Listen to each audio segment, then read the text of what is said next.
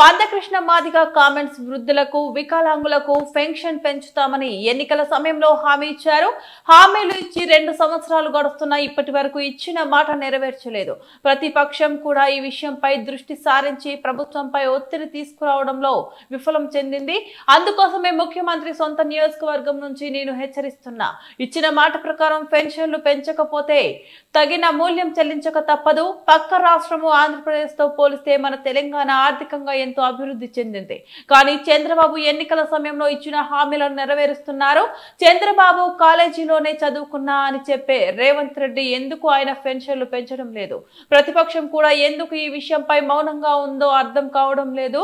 అడిగే వాళ్ళు అడగడం లేదు, ఇచ్చే వాళ్ళు ఇవ్వడం లేదు. పేద ప్రజల పక్షాన నిలబడి కొట్లాడి వారి హామీలు అమలు చేసే వరకు నా పోరాటం ఆగదు.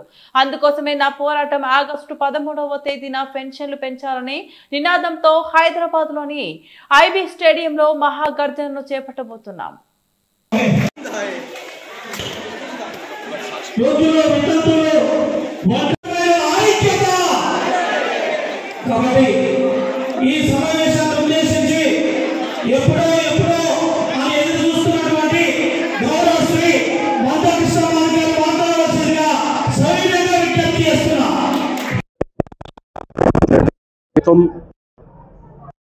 పెంచుతామన్న మాట కట్టుబడి ఉండి పెన్షన్ పెంచాలి. అదే సమయంలో ప్రతిపక్ష నాయకుడు పెన్షన్లు పెంచే విషయంలో ప్రభుత్వం మీద ఒత్తిడి పెట్టడంలో కూడా మౌనం వీడాలి. పెన్షన్లు పెంచడం జరగకపోతే ఖచ్చితంగా రేవంత్ రెడ్డి గారి సర్కార్ రాజకీయంగా మూల్యం చెల్లించక తప్పదు. ఆ పరిస్థితులు కొని తెచ్చుకోవద్దని చెప్పి నేను ముఖ్యమంత్రి రేవంత్ రెడ్డి గారికి ఆయన నియోజకవర్గమైన కొడంగల్ నుంచే గుర్తు చేస్తున్నా, హెచ్చరిస్తున్నా. పక్క రాష్ట్రంలో రాష్ట్ర ఆర్థిక బడ్జెట్ చాలా లోటుగా ఉంది.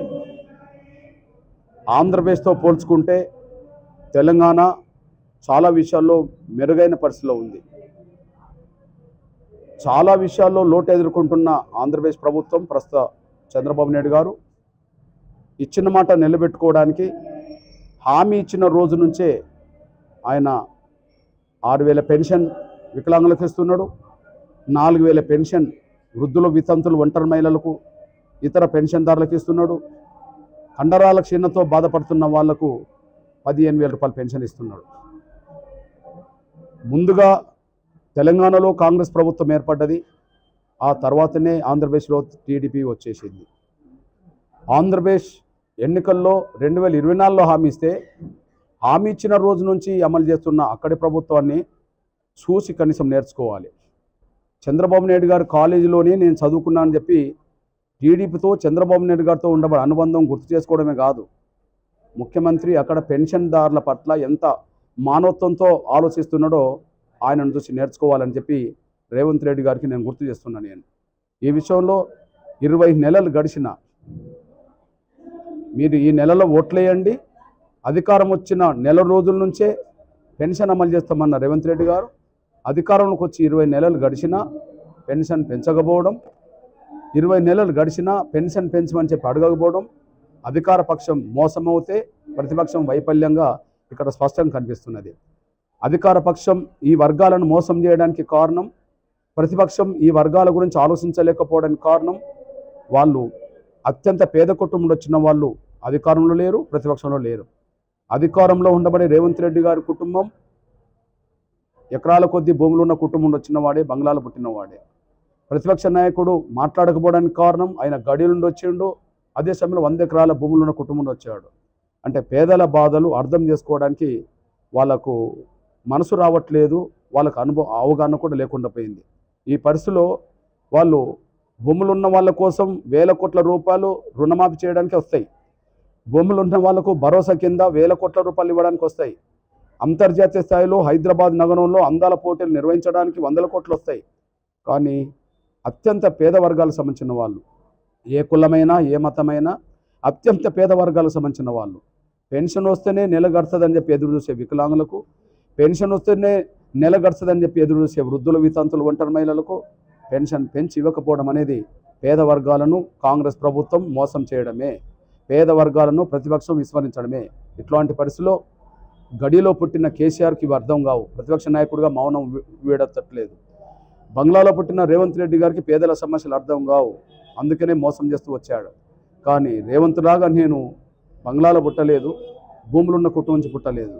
కేసీఆర్ లాగా గడిలో పుట్టలేదు, భూములున్న కుటుంబం నుంచి రాలేదు. పూరి గుడిసెలో పుట్టిన వాళ్ళం, వ్యవసాయ కూలి జీవితాన్ని గడిపిన వాళ్ళం, పేద కుటుంబంలో పుట్టిన వాళ్ళం. కాబట్టినే పేదలకు సంబంధించిన పెన్షన్ల విషయంలో ఎంఆర్పిఎస్ఏ మొదటి నుంచి చొరవ తీసుకుంటుంది. వికలాంగుల కోసం పెన్షన్ కోసం ఎప్పుడైతే పోరాటం చేసిందో గప్పుడే పెరుగుతూ వచ్చినాయి. వృద్ధుల వితంతుల గురించి ఎప్పుడైతే పోరాటం మొదలుపెట్టిందో గప్పుడే పోరాటం జరగడం వల్లనే పెన్షన్.